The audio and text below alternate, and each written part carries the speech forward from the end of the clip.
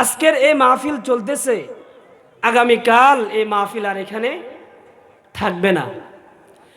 আল্লাহর পয়গম্বর জনাবে মুহাম্মদুর রাসূলুল্লাহ সাল্লাল্লাহু আলাইহি ওয়াসাল্লাম বলেন, যেখানে কোরআন ও হাদিসের দর্স হয়, কোরআন ও হাদিসের আলোচনা যেখানে হয়, তার চতুর্পাশে ফেরেশতারা বেষ্টনী দিয়ে থাকে। রহমতের ফেরেশতারা জমিন থেকে নিয়ে আসমান পর্যন্ত তারা বেষ্টনী দিয়ে থাকে। এখানে আপনারা একটা উদাহরণ দিয়ে বুঝবেন, সেটা হলো আমাদের দেশে মা বোনেরা মুরগি লালন পালন করে কিনা। মুরগি লালন পালন করার সময় যখন মুরগি ডিম থেকে বাচ্চা ফোটায়, তখন মুরগির নিচে মা বোনেরা ডিম দিয়ে রাখে। ওই ডিম মুরগি তা দেয়, কি দেয়? তা দেয়।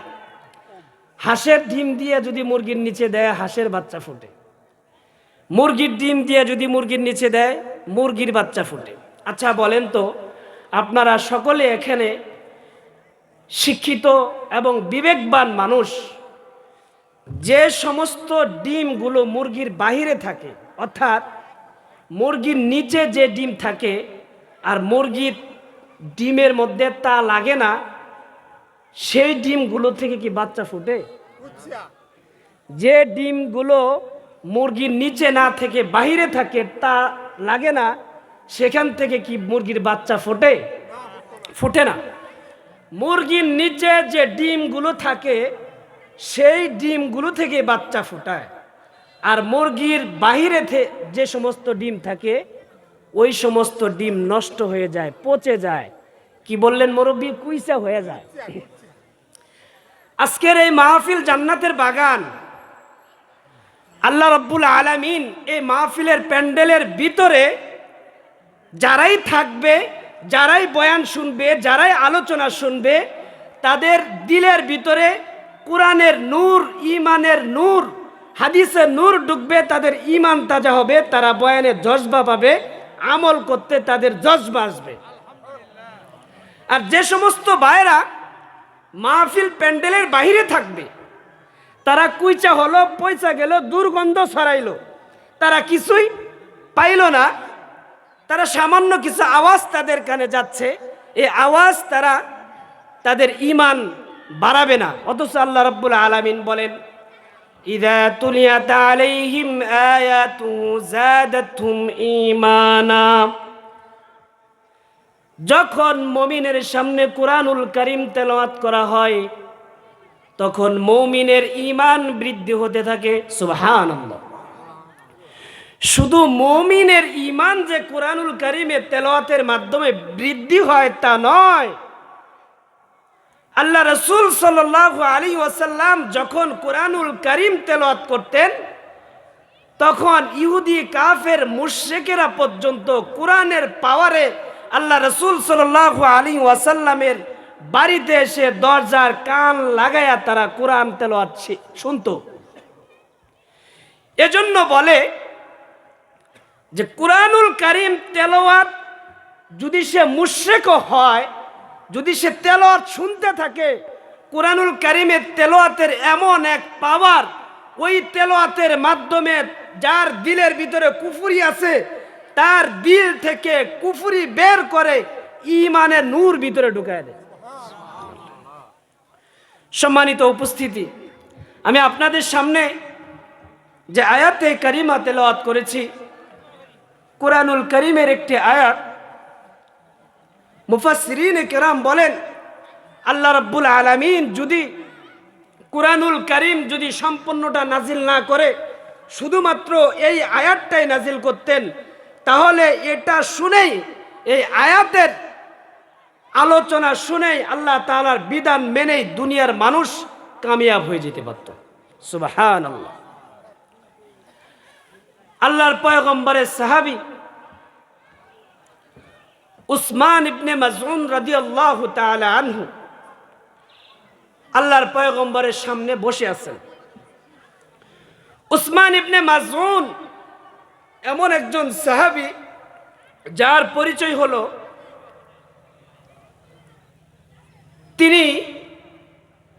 হিজরতের পর মদিনাতে ইন্তেকালের পর সর্বপ্রথম যাকে জান্নাতুল বাকিতে দাফন করা হয়েছে।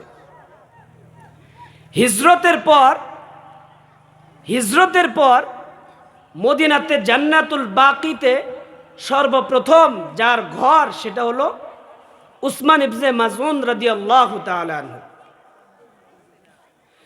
জান্নাতুল বাকি কবরস্থানের কিরকম দাম আল্লাহর পয়গম্বর বলেন, পৃথিবীতে এমন কিছু দামি জায়গা রয়েছে যে সমস্ত দামি জায়গার মধ্যে মানুষ যখন মারা যায় সেখানে তাদেরকে দাফন করা হলে কবরের আযাব কিয়ামত পর্যন্ত তাদেরকে স্পর্শ করতে পারবে না। সুবহানাল্লাহ। জান্নাতুল বাকি এমন একটা গুরুস্থান যেখানে কিয়ামত পর্যন্ত কবরের আযাব মাফ। দেখেন জান্নাতুল বাকি কবরস্থান কেমন দামি। মদিনার গভর্নর এখনো পর্যন্ত যারা জান্নাতুল মদিনা শহরের বাইরে মৃত্যুবরণ করে তাদেরকে মদিনাতে দাফন করতে দেয় না। কারণ বলে যে তোমাকে আল্লাহ রাব্বুল আলামিন মদিনাতে তোমার মৃত্যু নসিব রাখে নাই, তুমি মদিনাতে শুইতে পারবে না। এজন্যই আল্লাহর পয়গম্বর দোয়া শিখিয়ে দিয়েছেন, হে মুমিন, একজন মুমিনের দিলের তামান্না হবে তার মৃত্যুটা যেন নেক হায়াতে নেক সুরতে হয়, তার মৃত্যুটা যেন হয় ইমানের হালতে, এবং তার মৃত্যুটা যেন হয় মদিনা শহরের মধ্যে, তার কবরটা যেন হয় জান্নাতুল বাকির মধ্যে। এজন্য আল্লাহর পয়গম্বর দোয়া শিখাইছেন, আল্লাহুম্মা আরযুকনা শাহাদাতান ফি সাবিলিক ওয়াজআল মাউতিনা বিবালাদি রাসূলিক। আল্লাহর পয়গম্বর উম্মতদেরকে দোয়া শিখাইতেছেন, হে উম্মত, তোমরা দোয়া করো তোমাদের মৃত্যুটা যেন শাহাদাতের মৃত্যু হয়, তোমাদের মৃত্যুটা যেন মদিনা শহরের মধ্যে হয়, তোমাদের মৃত্যুটা যেন কাবার চত্বরে হয়। কারণ হচ্ছে কাবা চত্বর এমন একটা চত্বর, মদিনা শহর এমন একটা শহর, আপনি যদি আল্লাহ তাআলার মেহমান হয়ে কাবা শরীফে যান, আল্লাহ রাব্বুল আলামিনের মেহমান হয়ে যদি মদিনাতুল মুনাওয়ারা যান, আর আপনার মৃত্যু যদি সেখানে লেখা থাকে, আপনার জান্নাত হয়তোবা হাজীদের গুরুস্থানে হবে, নয়তোবা জান্নাতুল বাকিতে হবে। হাজীদের গুরুস্থানের আযাব কিয়ামত পর্যন্ত মাফ, হাজীদের গুরুস্থানের মধ্যে কিয়ামত পর্যন্ত জাহান্নামের আযাব স্পর্শ করতে পারবে না। জান্নাতুল বাকির মধ্যেও কিয়ামত পর্যন্ত জাহান্নামের আযাব স্পর্শ করতে পারবে। এমন একজন সাহাবী আব্দুল্লাহ ইবনে মাসউদ আল্লাহ রাসূল সাল্লাল্লাহু আলাইহি ওয়াসাল্লামের সামনে বসে রয়েছেন। হঠাৎ করে দেখতেছেন আল্লাহর পয়গম্বরের চেহারা মুবারক ঘেমে যাচ্ছেন। আব্দুল্লাহ ইবনে মাসউদ উসমান ইবনে মাসউদ রাদিয়াল্লাহু তাআলা আনহু বলতেছেন, আপনি ঘেমে যাচ্ছেন, অবশ্যই আপনার উপরে হয়তোবা আল্লাহর পক্ষ থেকে কোরআনের আয়াত নাজিল হয়েছে। আল্লাহর পয়গম্বর বলেন, হ্যাঁ, আমার উপরে কোরআনের আয়াত নাজিল হয়েছে। উসমান ইবনে মাসউদ রাদিয়াল্লাহু তাআলা আনহু বলেন, কোন আয়াতটা নাজিল হয়েছে সে আয়াতটা আমি শুনতে চাই। আল্লাহর পয়গম্বর বলেন, সবেমাত্র জিবরাইল আলাইহিস সালাতু ওয়াস সালাম আমার উপরে এই আয়াত নাজিল করে দিয়েছেন, ইন্নাল্লাহা ইয়া'মুরু বিল আদলি ওয়াল ইহসানি ওয়া ইতাইযিল কুরবা ওয়া ইয়ানহা আনিল الفحشاء والمنكر والبغي يعظكم لعلكم تذكرون। জোরে বলেন আল্লাহু আকবার। আল্লাহর পয়গম্বর যখন এই আয়াত তেলাওয়াত করলেন, উসমান ইবনে মাসউদ রাদিয়াল্লাহু তাআলা আনহু বলেন, এত সুন্দর কথা আসমান ছাড়া জমিনের কোনো কথা হইতে পারে না। আপনি আমাকে পড়ায়া দেন, লা ইলাহা ইল্লাল্লাহু মুহাম্মাদুর রাসূলুল্লাহ। এই আয়াতের এত পাওয়ার, এজন্য প্রতিদিন জুমার খুতবার মধ্যে ইমাম সাহেব এই আয়াত তেলাওয়াত করেন। কেন? এই আয়াত তেলাওয়াতের মাধ্যমে মুমিনের অন্তরের মধ্যে ইমানের নূর চমকাইতে থাকে এবং তাদের ইমানের ব্যাটারি চার্জ হয় এই আয়াতের মাধ্যমে। এই আয়াতে আল্লাহ রাব্বুল আলামিন 6টা কথা বলেছেন, 3টা আদেশ, 3টা নিষেধ। সময় একদম সংক্ষিপ্ত, আমি শুধুমাত্র একটা বিষয়ে কথা বলবো, কিছু কথা। আপনারা শুনতে রাজি আছেন তো? শুনতে রাজি আছেন তো? যে সমস্ত ভাইয়েরা এখনো বাহিরে রয়েছেন, এই যে বলেছিলাম যদি প্যান্ডেলের মধ্যে আসেন তাহলে কিছু পাবেন, আর যদি প্যান্ডেলে বাইরে থাকেন তাহলে আপনার দিলের মধ্যে কিছুই যাবে না। এই জান্নাতের বাগান আগামীকাল থাকবে না। দোকানপাটে অনেক ঘুরতে পারবেন, ব্যবসা বাণিজ্য অনেক করতে পারবেন। আল্লাহর রহমতে, আল্লাহর উপর সফদ্দ করে, আল্লাহ ভরসা করে এই প্যান্ডেলের মধ্যে চলে আসেন। ওলামায়ে কেরামগণ বয়ান করবেন, এই বয়ান শুনে তওবা করে আপনি একজন খাঁটি ইমানদার এবং মুমিন মুত্তাকি হয়ে আপনি এখান থেকে জান্নাতি মানুষ হয়ে বের হইতে পারবেন ইনশাআল্লাহ। তো বলতেছিলাম, আল্লাহ রাব্বুল আলামিন বলেন, ইন্নাল্লাহা ইয়া'মুরু বিল আদল।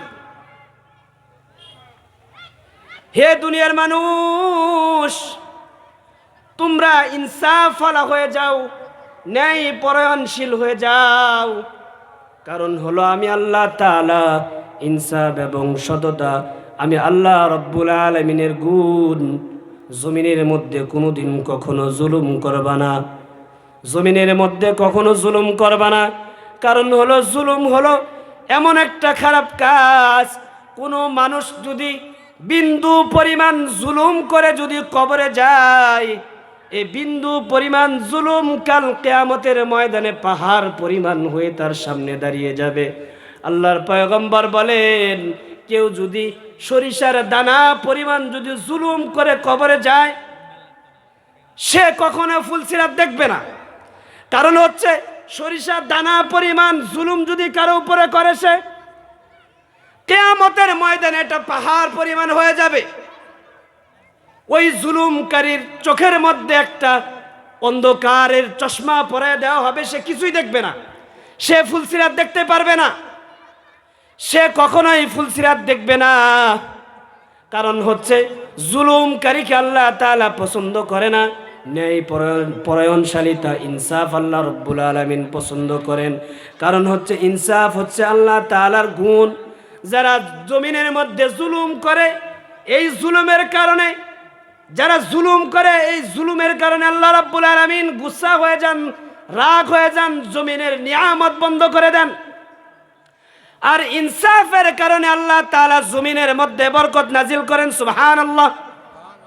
ইনসাফ বলা হলে আল্লাহর হাবিব বলেন, যদি কোনো ইনসাফকারী যদি কবরে যায়, তার চোখের সামনে নূরের তাজাল্লি চমকাতে থাকবে। সে বিজলির গতিতে সে জান্নাতে চলে যাবে। ফুলসিরাত পার হয়ে বিজলির গতিতে আল্লাহ তাআলার জান্নাতের মধ্যে চলে যাবে। ইনসাফ আল্লাহ তাআলা জমিনের মধ্যে যারা জুলুম করে তাদের উপরে এত রাগ হন, এত গুসা হন। আব্দুল্লাহ ইবনে মুবারক, আল্লাহর পয়গম্বরের একজন সাহাবী, উসমান ইবনে মাযউন রাদিয়াল্লাহু তাআলা আনহু, এই ঘটনা যখন তিনি সামনে উপস্থিত রয়েছেন, আল্লাহর পয়গম্বর একজন সাহাবী বর্ণনা করেন যে জুলুম করা লাগে না, কেউ যদি জুলুমের নিয়ত করে তাতে আল্লাহ রাব্বুল আলামিন জমিনের মধ্যে বরকত বন্ধ করে দেন, জমিনের মধ্যে রহমত বন্ধ করে দেন। তিনি বয়ান করেছেন, বয়ানটা হলো যারা জুলুম করবে, জুলুম এমন একটা খারাপ কাজ, বিগত 15 বছর আমাদের উপরে কম জুলুম হয় নাই। উলামায়ে কেরাম মাঠে ময়দানে কোরআনের কথা বলতে পারে নাই, মসজিদের মিম্বরে বসে কখনো হক কথা বলতে পারে নাই। এ বাংলার জমিনে হাজারো আলেম রয়েছে যারা কোরআনের হক কথা বলার কারণে সাধারণ মানুষ, সাধারণ পাতি নেতারা উলামায়ে কেরামের সামন থেকে মাইক কেড়ে নিয়েছে, উলামায়ে কেরামকে স্টেজের মধ্যে অপমান করেছে। অথচ তুমি একজন ব্যক্তি, অথচ উলামায়ে কেরাম এমন ব্যক্তি যারা হলো নাইবে নবী। আল্লাহর পয়গম্বর বলেন, উলামায়ে কেরামের এত পাওয়ার, এই পাওয়ারের মাধ্যমে তারা কাল কিয়ামতের ময়দানে 10 জন এমন ব্যক্তি যারা জাহান্নামের মধ্যে চলে যাবেন, তাদেরকে সুপারিশ করে উলামায়ে কেরাম হাফেজে কোরআনেরা তাদেরকে জান্নাতের মধ্যে নিয়ে যাইতে পারবেন। সুবহানাল্লাহ। সম্মানিত মুসল্লিয়ানে কেরাম, জমিনের মধ্যে ইনসাফের সাথে যদি আপনি চলেন, আপনার প্রতিটা সেক্টরে আপনাকে আল্লাহ রাব্বুল আলামিন রহমত বর্ষণ করবেন। একটা ঘটনা বলতাম, সময় সংক্ষিপ্ত, সময় নাই। আল্লাহ তাআলা যদি কখনো কোনো দিন সুযোগ করে দেয় তাহলে ইনশাআল্লাহ আলোচনা করব। আপনারা সকলেই দোয়া করবেন। এলাকাবাসীকে উদাত্ত আহ্বান জানাচ্ছি, আজকের মাহফিলটা সাফল্যমণ্ডিত করার জন্য আপনারা এখনও পর্যন্ত যারা যেখানেই আছেন সকলেই এই জান্নাতের বাগানের মধ্যে চলে আসেন, এই জান্নাত রহমতের বাগানের মধ্যে চলে আসেন। আল্লাহ রাব্বুল আলামিন আমাদের সকলকে কবুল করুক, সকলকে ইনসাফের সাথে দুনিয়াতে চলার পথ সহজ করে দেখ এবং আখেরাতে আমাদের সকলকে মুক্তির ফয়সালা করে দেখ। সকলে বলেন আল্লাহুম্মা আমিন। ওয়া আখিরি দাওয়ানা আনিল হামদুলিল্লাহি রাব্বিল